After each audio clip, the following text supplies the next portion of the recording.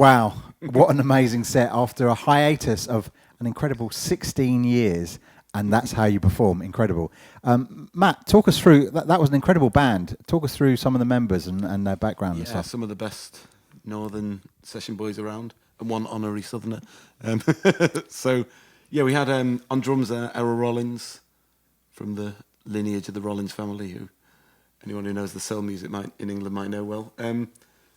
And on sax, Athel Ransom from the Haggis Horns, who some of you might know. Errol also plays with them. Dan Carpenter on trumpet and on some of the horn arrangements, who worked with Level 42 and Incognito, Heavies, all those kind of bands. And our old rhythm section there, which is Jasper Wilkinson on guitar, Ollie Collins on bass, and on BVs, Dorian Edwards, and of course, the mighty Dawn Z on lead vocals. So before we come back to you, Matt, then Dawn, give us a bit about your history and how you came to be in Jersey Street. Well, I was doing quite a bit of session work, coming from mainly reggae, I would say, really. And our other Jersey Street member, which is Neil, he's not with us, he wanted me to do some vocals on a track that he'd put together. And I think from then, they never let me go. They've kept me prisoner all this time.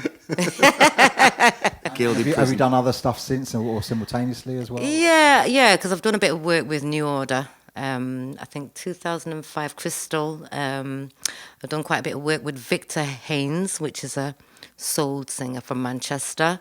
Various bits and bobs. Mm-hmm. And Matt, you've also, or you still play in a relatively big band? Yeah, I mean, I guess my day job is still the Brand New Heavies. They won't like me calling it that, obviously. And that's in fact how we first met, because when India left Brand New Heavies, she was replaced, particularly from a touring perspective, by an artist called Honey La Rochelle. Yeah. And Honey La Rochelle we worked very closely with when she launched her solo album, and we did a showcase much like this. Yes. And you were in that band. Yeah, as was Dan, our trumpeter. Exactly. And yeah. And that was I think about 8 or 9 years ago. But yeah. So that's when we first met. Yeah, and then that was a great gig. And then came back to this. So it's a small soul world. Yeah, it's a small world. Yeah. So 15 years since your last recording was released in 2005.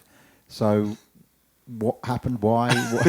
How did this album kind of come about? I mean, the easiest thing to say later? is life got in the way, I guess. Oh, I love that. We were, me and Neil had some kids, and then Neil moved to Barcelona, and it just, then we just sort of dissipated slightly, and then years later we were just talking about some tracks we started around about 16, 17 years ago that we'd always done programmed music mostly, but I think we'd grown a bit bigger than our capabilities back in the day there, and we sort of really we were always writing string lines and wanting live drums and a lot more of this kind of a lot more of the live jazzy influence, but we didn't really have the chops or the sort of technical new to pull it off at that point, and then years later, me and Neil was over from Barcelona, he was just visiting, and I found a folder called Jersey Street Album 3 on my Mac, and I showed it to him, we opened it up and we were like, ooh, these are heavy.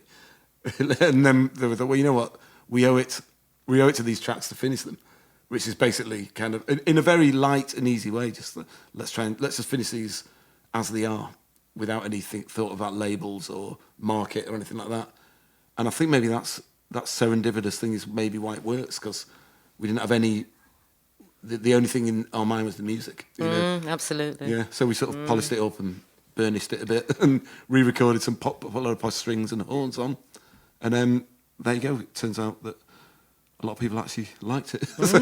And one of the track you finished with, Love Will Be Our Guide, you actually released that before. I mean, personally, I think the version that's on the album is actually a lot better than the version you released originally. So talk us through that sort of song. I agree. Yeah, that's an interesting story, because that's how we wrote that song. We had it in our heads as an Earth, Wind and Fire type big, big disco-y, in your face kind of chords all over the place, horns, and then we worked with a great producer, Mark Picciossi in Chicago, who wanted to put it out as a big dance floor banger, really, which is what he did. And we weren't complaining from a financial point of view. However, we always wanted to do that version, and Yeah. it was really nice to put it on this album as kind of how we always felt it. You know, to us it was a rare groove, How we wanted it to sound. Yeah, so that's how the track, the version that's on the album is probably what me, Dawn, and Neil had in mind for it. You know, but Initially, yeah. you know, the other one. I'm glad they did it. Yeah, yeah. You know, it was an interesting journey to go on. You know? Mr. Picciati is a very talented young man. And you talked about that there is a contrast in your music. So the singles that you've put out are more sort of electronic, house orientated, a bit of gospel, but soulful house, that kind of thing. But your albums, and particularly this one, are more sort of soul, jazz orientated. So talk us through all that. I would say that's not deliberate, is it? That's, No, that certainly is not deliberate. I think it was probably just the vibe at the time. Do you know what I mean? We were just feeling a bit cool and... Yeah. I mean, I would say all our stuff really is just... Chilled. It's soul and jazz to us, but if you do something at 123 BPM and put a kick behind it, people will call it deep house. But, you know, deep house was soul music from Chicago originally, wasn't it? And that's, you know, so that's where that will be our thinking on it. It's just soul music that occasionally it's at the right Peters down tempo there, for yeah. a house thing. So you end up getting and maybe you know, when you're on labels like Junior Boyzo and that are more house orientated, people think that. But to us, it was always organic soul that just happened to have some programming behind it. I'd say that's the Yeah, because we always fair wanted to write description, good don't we? songs, didn't we? Just yeah, the wanted to write songwriting good- is always at the core for Yeah, us. You know? yeah. So how did it all start? Because as you mentioned, Junior Boy's Own, which was the label that you was first signed to, and your first single came out in 1998. No. Really? Wow. 1990 when? 1998. I went born then, honey. What's up with you? I'm only joking. So how did that all come about? How did you get together? How did you get that deal? What happened? Yeah, I think was that Nobody But My Lord. That'd be Yeah, that it track, was, wasn't it? Which is essentially a gospel track, really. Yeah, it is but gospel-y. you know, but at a kind of housey House, tempo. yeah, yeah. And Terry Farley, those guys put it out. And then I was doing a session for Neil when we were working with Loved Up, who are, you know, any Manx will know as nice big room house DJs essentially. And then I started working with Neil Ando on the back of that, and I guess it kind of grew from there, you know. But the idea of any game plan, obviously, or roadmap would be that would be crediting us with far too much forward planning. It's a bit like, oh, is this happening now? Okay. How did that then lead to you getting signed to Junior Boy's Own? Well, we just did 2 or 3 singles with JBO. And then at the time we put, there's a lot of vinyl, Jersey Street vinyl out on different labels from around about that era. A lot of which isn't on our albums, actually, you know. I'd love to collate it all at some point. That's true. On some, you know, labels like Yellow and... What's this? Glasgow Underground. Gillies. There's one from Gillies, Electric. yeah, Electric Chair, which is, you know, the Unabombers, Manchester, you know.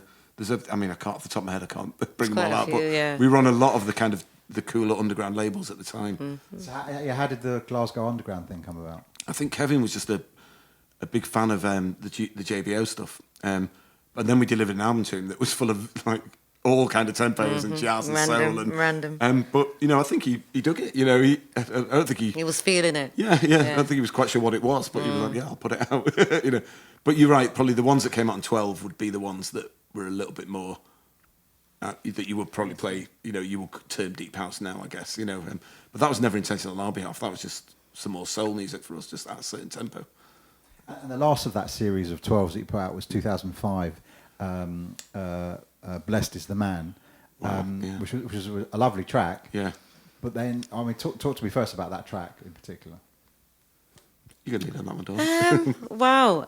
Do you know, I totally forgot about that track. I mean, I can't remember how it goes, to be totally honest.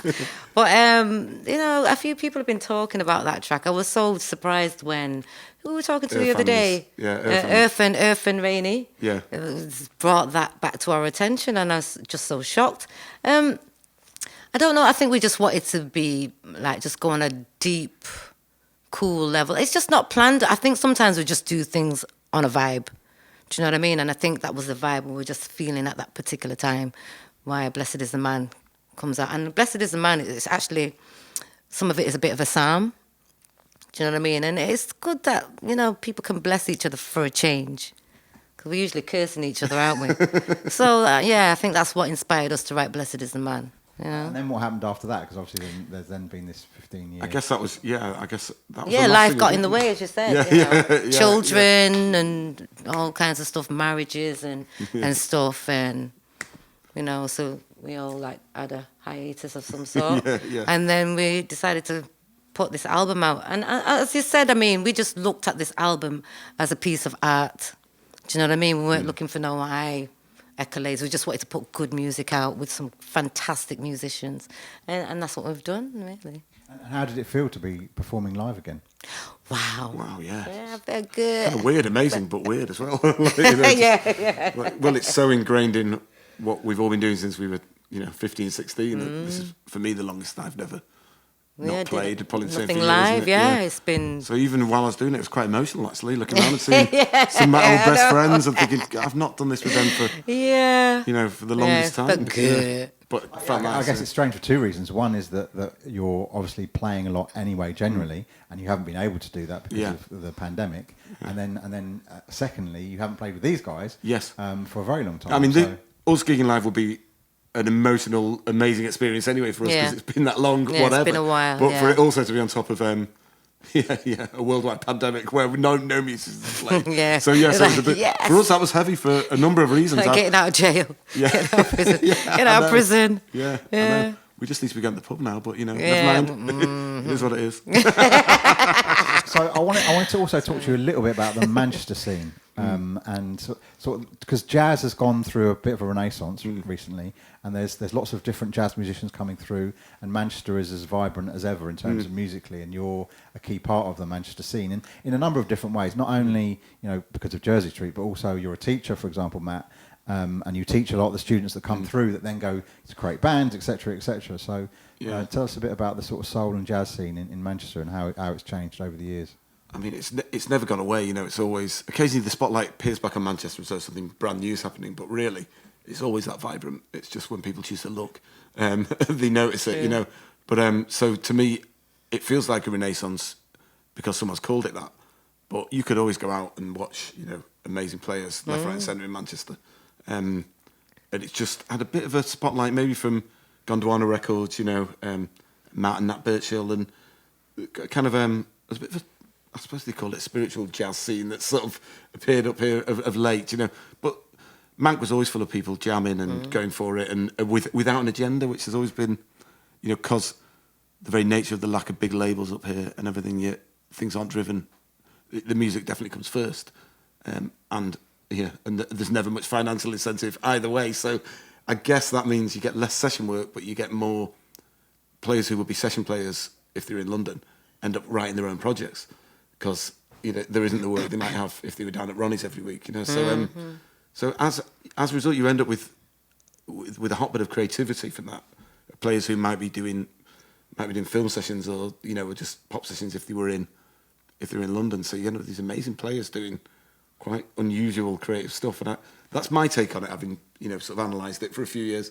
But to me, there isn't a renaissance. It's the same as it ever was. It's just people are looking a bit at the moment, which is great. What do you think of? I mean, you obviously work with a lot of young musicians. We had a young band kick us off tonight, the Secret Night Gang. But you work with lots of young musicians coming through. What's your sort of feeling of what's going on at the moment, the talent that's coming through and Actually, stuff? they're amazing. Yeah, a lot of my ex-students, they blow me away. They do when I'm teaching them. I'm trying to run out of things to remember to teach them because they're way ahead of the game.